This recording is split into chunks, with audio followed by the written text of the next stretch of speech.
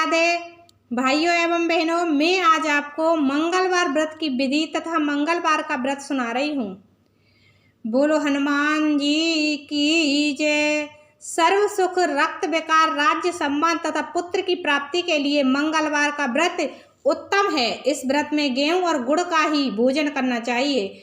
भोजन दिन रात में एक बार ही ग्रहण करना ठीक है। व्रत 21 सप्ताह तक करें। मंगलवार के व्रत से मनुष्य के समस्त दोष कष्ट नष्ट हो जाते हैं। व्रत के पूजन के समय लाल पुष्पों को चढ़ावे और लाल वस्त्र धारण करें। अंत में हनुमान जी की पूजा करनी चाहिए तथा मंगलवार की कथा सुननी चाहिए। मंगलवार व्रत कथा। एक ब्राह्मण दंपत्ति के कोई संतान ना हुई थी, जिसके कारण पति पत्नी दुखी थे। एक ब्राह्मण हनुमान जी की पूजा हेतु वन में चला गया। वह पूजा के साथ महावीर जी से एक पुत्र की कामना प्रकट किया करता था। घर पर उसकी पत्नी मंगलवार व्रत पुत्र की प्राप्ति के लिए किया करती थी। मंगल के दिन व्रत के अंत में भोजन बनाकर हनुमान जी को भोग लगाने के बाद स्वयं भोजन ग्रहण करती थी। एक बार कोई व्रत आ गया जिसके कारण ब्राह्मणी भोजन ना बना सकी, तब हनुमान जी का भोग भी नहीं लगाया। वह अपने मन में ऐसा प्रण करके सो गई कि अब अगले मंगलवार को हनुमान जी को भोग लगाकर अन्न ग्रहण करूंगी। वह भूखी प्यासी 6 दिन पड़ी रही। मंगलवार के दिन तो उसे मूर्छा आ गई। तब हनुमान जी उसके लगन और निष्ठा को देखकर प्रसन्न हो गए। उन्होंने उसे दर्शन दिया और कहा, मैं तुमसे अति प्रसन्न हूँ।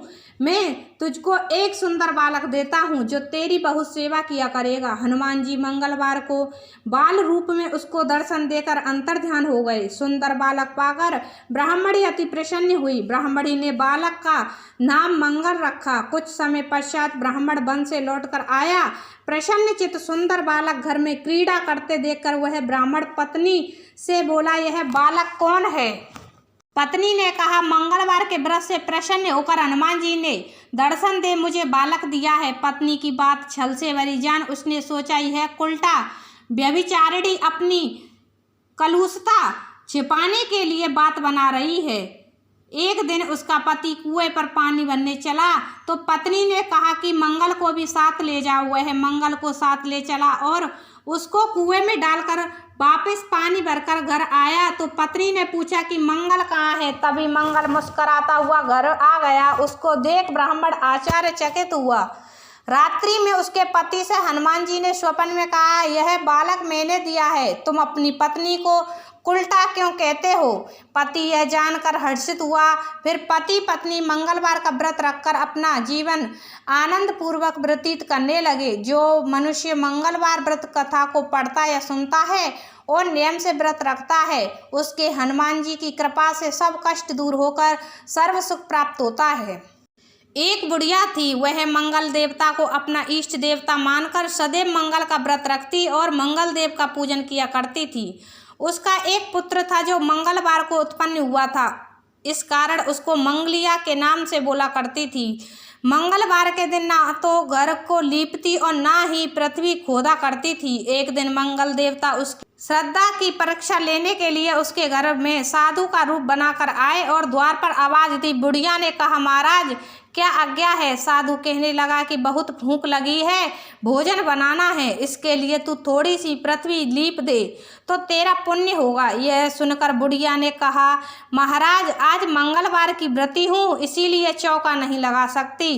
कहो तो जल का छिड़काव कर दूँ, उस पर भोजन बना ले। साधु कहने लगा कि मैं गोबर से लिपे चौके पर खाना बनाता हूँ। बुढ़िया ने कहा, पृथ्वी लीपने के सिवाय और कोई सेवा हो तो मैं सब कुछ करने के वास्ते उद्यत हूँ। तब साधु ने कहा कि सोच समझकर उत्तर दो, जो कुछ भी मैं कहूँ सब तुमको करना होगा। बुढ़िया कहने लगी कि महाराज पृथ्वी लीपने के अलावा जो भी आज्ञा करेंगे उसका पालन अवश्य करूँगी। बुढ़िया ने ऐसे 3 बार वचन दे दिया।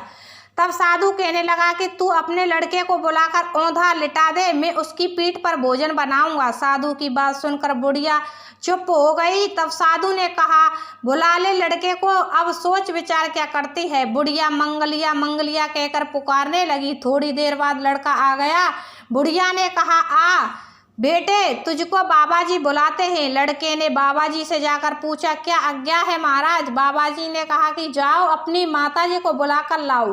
तब माता आ गई तो साधु ने कहा कि तू ही इसको लिटा दे। बुढ़िया ने मंगल देवता का स्मरण करते हुए लड़के को औंधा लिटा दिया और उसकी पीठ पर अंगीठी रख दी। कहने लगी कि महाराज, अब जो कुछ आपको करना है कीजिए, मैं जाकर अपना काम करती हूँ। साधु ने लड़के की पीठ पर रखी हुई अंगीठी में आग जलाई और उस पर भोजन बनाया। तब भोजन बन चुका तो साधु ने बुढ़िया से कहा कि अब अपने लड़के को बुलाओ, वह भी आकर भोग ले जाए। बुढ़िया कहने लगी कि यह कैसे आश्चर्य की बात है कि उसकी पीठ पर आपने आग जलाई और उसी को प्रसाद के लिए बुलाते हैं।